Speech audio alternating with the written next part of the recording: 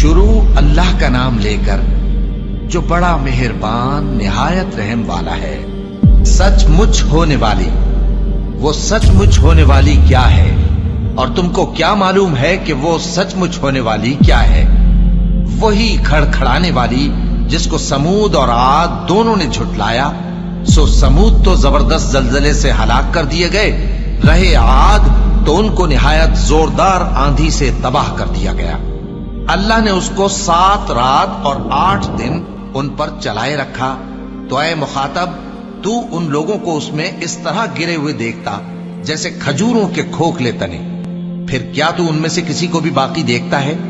اور فرعون اور جو لوگ اس سے پہلے تھے اور وہ جو الٹی ہوئی بستیوں والے تھے سب گناہ کے کام کرتے تھے، سو انہوں نے اپنے پروردگار کے پیغمبر کی نافرمانی کی تو اللہ نے بھی ان کو بڑا سخت پکڑا۔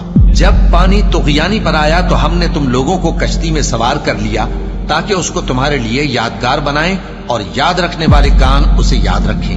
پھر جب سور میں ایک بار پھونک مار دی جائے گی اور زمین اور پہاڑ دونوں اٹھا لیے جائیں گے، پھر ایک بار ہی توڑ پھوڑ کر برابر کر دیے جائیں گے، تو اس روز ہو پڑنے والی یعنی قیامت ہو پڑے گی، اور آسمان پھٹ جائے گا تو وہ اس دن کمزور ہوگا، اور فرشتے اس کے کناروں پر ہوں گے، اور تمہارے پروردگار کے عرش کو اس روز 8 فرشتے اپنے اوپر اٹھائے ہوں گے۔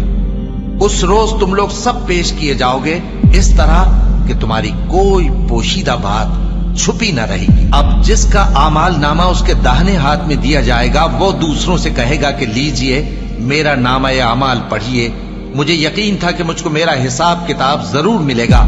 بس وہ شخص من مانے عیش میں ہوگا، یعنی اونچے باغ میں جس کے میوے جھکے ہوئے ہوں گے۔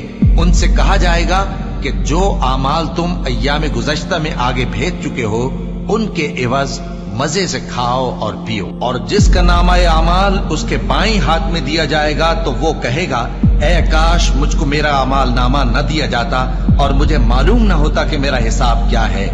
اے کاش موت میرا کام تمام کر چکی ہوتی، آج میرا مال میرے کچھ بھی کام نہ آیا، مجھ سے میرا اقتدار جاتا رہا۔ حکم ہوگا کہ اسے پکڑ لو، اب اسے طوق پہنا دو، پھر دوزخ کی آگ میں اسے جھونک دو، پھر زنجیر سے جس کی لمبائی 70 گز ہے جکڑ دو۔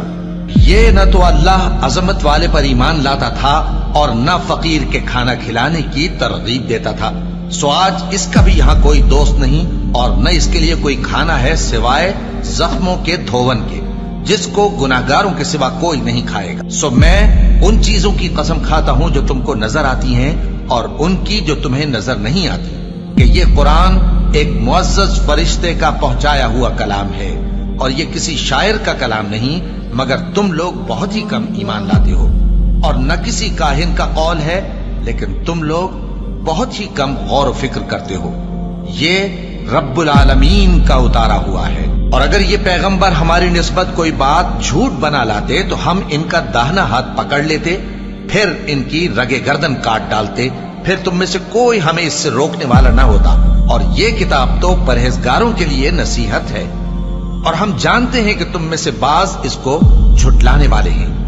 نیز یہ کافروں کے لیے موجب حسرت ہے، اور کچھ شک نہیں کہ یہ یقین کرنے کے لائق ہے۔ سو تم اپنے پروردگار عظیم کے نام کی تسبیح کرتے رہو۔